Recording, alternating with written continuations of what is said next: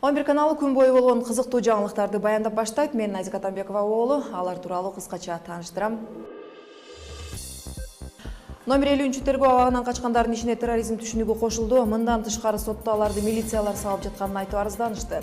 Ал арада газ ташуу автоунаанын жарылышынан оор жаракат алган 3-чү жабырлануучу көз жумду. Депутаттар мындай шалаакылыктын айынан кырсыктан дагы көп болорун эскертип, тезинен май куюучу жайларды текшерүүнү сунушташууда. Калаанын чок ортосунда бакыйта салынып жаткан андай станциялар чынында коопсуздук кантип сактайт? Биз да билип көрдүк.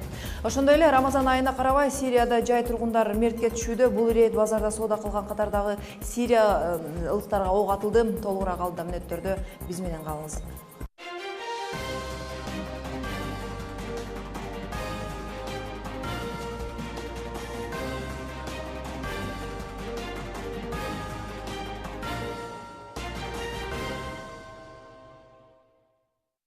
Кутман кечиңиз менен оболу жергиликтүү кабарлардан номер 50 тергөө абагынын качкандардын ишине терроризм түшүнүгү кошулду. Свердлов райондук сотунда прокурор соттолуп жаткандардын айрымдарына террордук актыларды уюштурууга аракет жасаган деген айыптык тагууда. Бирок мындай айыпты кошкон соттолуучулардын нааразылыгын жаратып, алар соттун адилет өтүп жаткандыгынан шек санай тургандыгын айтты. Номер 50 тергөө абагынан качып сот жообуна тартылган кылмышкерлер укук коргоо органдары тарабынан кыйноого дуушар болгонун айтышып арызданышты.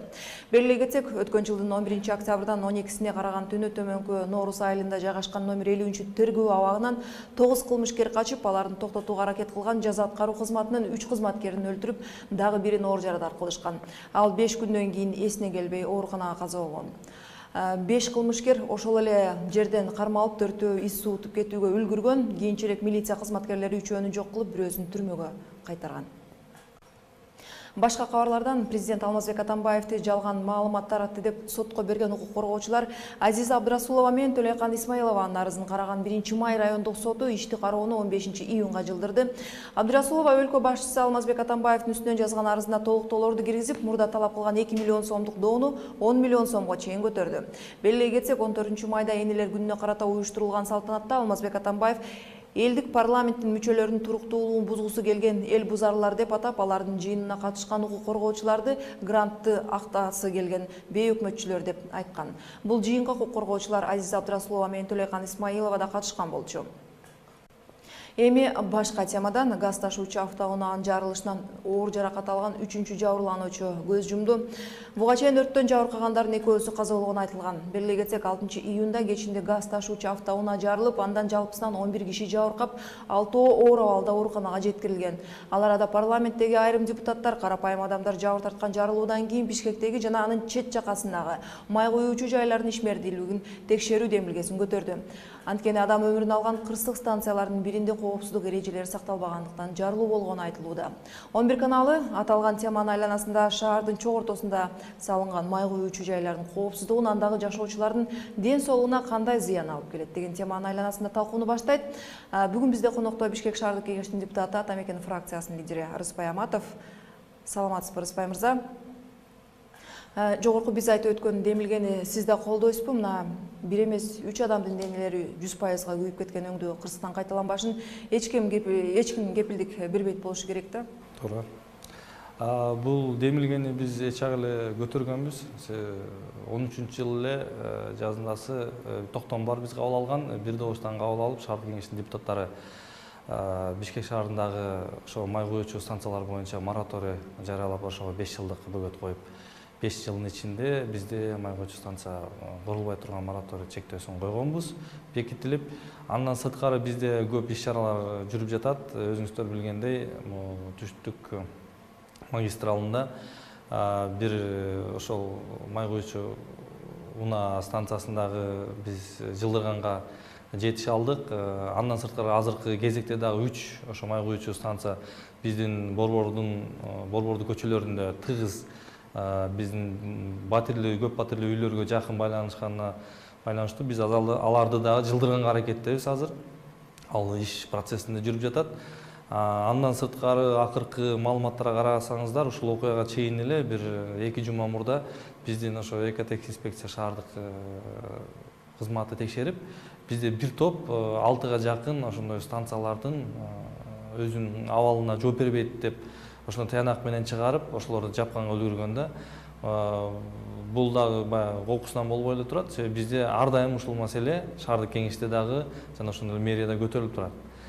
Биздин шаардын негизинен борбордун ичинде май куюучу ошо станциялар жана газ куюучу станциялар негизинен башаламан жайгашылып калган.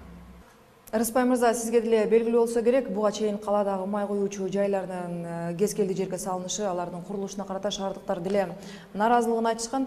Биздин билишибизче, депутаттар мораторий киргизмек эмес беле? Ошол эмне болду анткени байкашыбызча дагы деле көрүнүктүү жерлерге андай станциялар салынып атат окшойт. Жок, биздин билишибизче, менин маалыматымча, бизде Бишкекте ошо мораторий кирген убактан баштап эч кандай уруксат берилген эмес, берилген жок. Муну мен тактап айта алам. Андан сырткары биз ошол борбордун ичиндеги биздин СНИП деп коебуз, баягы курулуш өзүнүн нормативи бар, ошого туура келбеген, коргоо өзүнүн аймагы бар, ошого туура келбеген май куючу станцияларды чыгарып атабыз биз. Азыркы убакта ошол процесс кетип атат.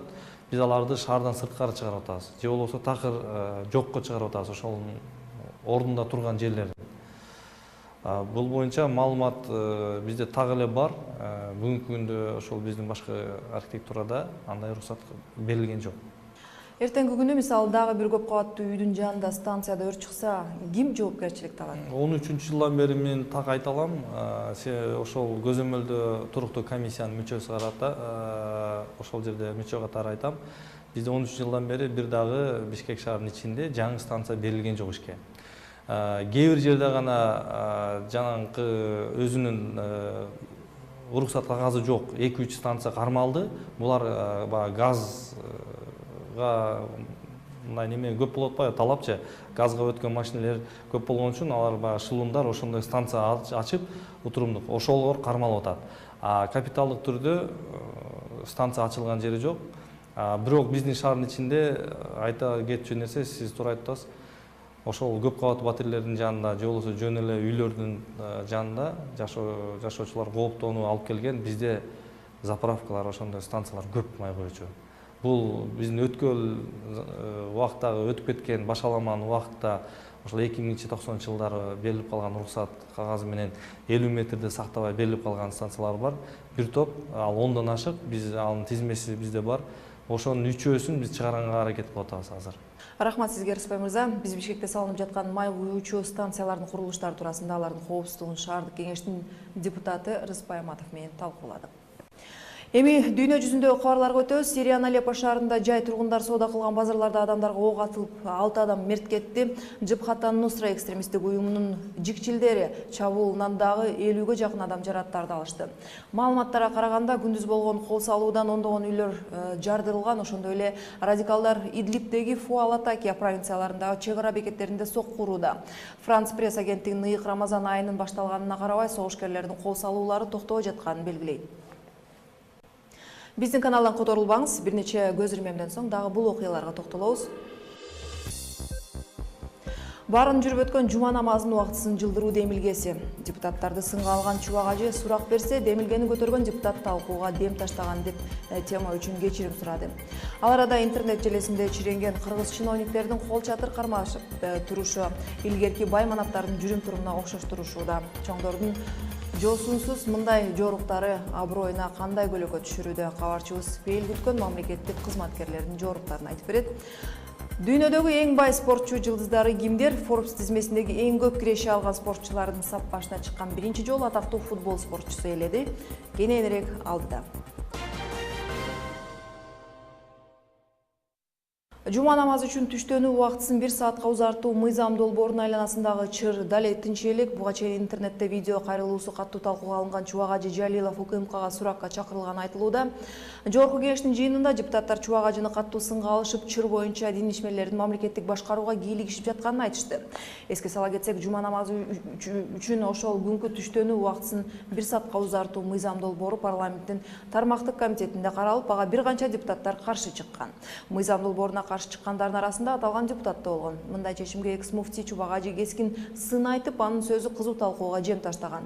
Ал арада аталган мыйзамдын демилгечиси Икрамов жума намаз боюнча мыйзам долбоорунан чыккан чыр үчүн кечирим сурады. Жума намаз үчүн түштөнүү 1 саатка узартуу мыйзам долбоору күн тартибине кирди. Сиздер көрүп жаткан 11 каналда жаңылыктар эми дагы социалдык тармактарга кызуу талкууга алган чиновниктердин жүрүм туруму тууралуу сындардан. Бул жолу Ош областындагы өкмөттүн өкүлү Талайбек Сарыбашев иш-чаралардын биринде жамгыр жаап жаткан учурда эки колу бош турса дагы кол алдында иштеген кызматкерге кол чатыр карматып койгон фото сүрөтү социалдык түйүнгө сыналууда. Буга чейин чатыр карматып Байманаттарга окшоп турган Бишкектин прокурору Нурлан Сулайманкуловду ушундай сүрөтү да талкууланган. Мындай саналуу гана эмес, деги эле кыргыз чиновниктердин ушул кезге чейин чиренген жосундарын биздин кабарчыбызда тизмектеп көрдү. Быйылкы жаздын жаанчыл болушу кыргызстандыктар үчүн салкын аба ырайын гана тартуулабастан айрым кызмат жолунда адамдардын кызыктуу жоруктарын дагы ачыктады көрүнөт. Жакында эле социалдык тармактарда колдорун арткалып турган Бишкек шаарынын прокурору Нурлан Сулайманкуловдун жамгырдан коргогон жардамчысын кармап турган кол чатыры кызуу талкууга түшкөнү белгилүү. Кийинчерээк маалым болгондой, тергөөчү чиновник Чүй облусунун 90 жылдыгына арналган иш-чарада түшүптүр. Мындай уудуу кептер тарап бүткүчө эле көп өтпөй интернет колдонуучулардын көңүл чордонунда колу бош кой коюп отуруп, кол алдындагы жигитке кол чатырды карматып койгон Оштун губернатору Талайбек Сарыбашевдин чиренгенин сындагандар көп эле болду. Илгерки Байманаттарча каадалана пейили күткөн чиновниктин отурушун айрымдары оожок катары баалашса, мындай жоргоо көп элдин кыжырын келтирди. Алардын жазган комментарийлерин окуп деле кереги жок деп чечтик. Айтор интернетке тараган мындай сүрөттөрдөн британиялык ханыша Елизавета экинчинин кол чатырын өзү кармап турган сүрөткө салыштырышса, дагы кай бирлери Франция президенти Франсуа Оланд, Барак Обама өңдүү белдүү дүйнө лидерлеринин жаан алдында кандай калганы түшкөн сүрөттөрүн салыштырышты. Жогорку кеңештин депутаты Кожобек Рыспаев талкууга жем таштаган сүрөттөр тууралуу мындай ойду. Эми ошондой тенденция башкаларга көзсүрүүчүлөрдөн мурун дагы ушу мындай акчалуу бай адамдарга өтүп кетпесе экен деп тилеш керек да. Анткени ошол бай адамдар ошондой мамиле кылып баштайт, элдин арасында нааразычылыктар башталат. Мунун акчасы болсо эле, например, ушинтип эле торсой эле кыйын боло берет деп. Адам жөнөкөй болуш керек, бирок ошонун ичинде тартиптүү мындай адамга пример көрсөтө турган жаран болуш керек. Тем более элиталар аябай дегендей муундарга, өсүп келаткандарга, элдин арасында карапай адамдарга үлгү катары жүрүш керек да. Буга чейин дагы нарында эл менен жолугушууга барган Камила Талиева кол чатырдын каарманы болгону менен элдин эсинде калган. Экс-чиновник айым мындай оригиналдуу жоргун өкмөт башчынын орун басары болуп турганда жасаган эле. Көпчүлүк убактысын интернетте өткөргөн жарандык активист Замир Айылчиев мындай кыргыз чиновниктеринин кылыктарын карап туруп, айла жок күлөсүң дейт. Бул нерсеге көп адамдар бара бербейт, албетте. Бийликте жакшы адамдар дагы бар, жаман адамдар дагы бар. Мамлекеттик ишмерлерден өрнөктүүлөрү да бар, өрнөксүздөрү бар. Бирок могу адам канчалык бийиктикти багындырса дагы анын буту жерде экенин айткым келет да. Баса былтыр жеңиш майрамында кызматчысына кол чатырын карматып турган казакстандык аткаминердин жанында жамгырасында суу болуп турган ардагердин сүрөтүн дагы айта кетпесек болбойт. Айтор мындай каармандардын аягы суюлабы жокпу, аны жаанчыл аба ырайы эле билбесе айтыш кыйын.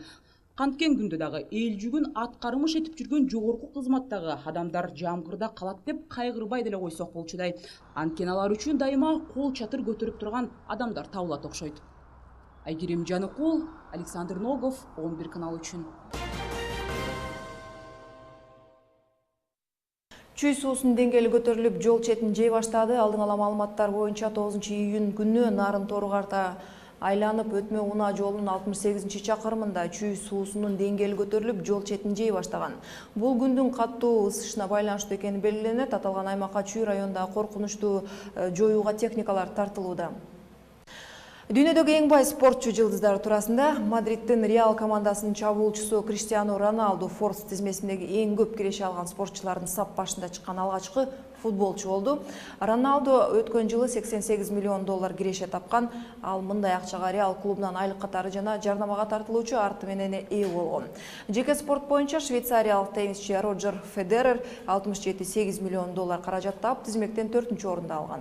Ал эми россиялык теннисчи Мария Шарапова $21,9 миллион киреше таап 88-орунга татыган. Баса айта кетчү жагдай, Мария Шарапованын канына мельдоний табылганына байланыштуу ал 2 жылга спорттон четтетилди. Бул кабарлардын баары биздин интернеттеги 11-KG сайтында жайгаштырылууда. Ал жактан да окуп туруңуз. Мен Назика Атамбекова, сиздер менен эртеңки чейин коштошом.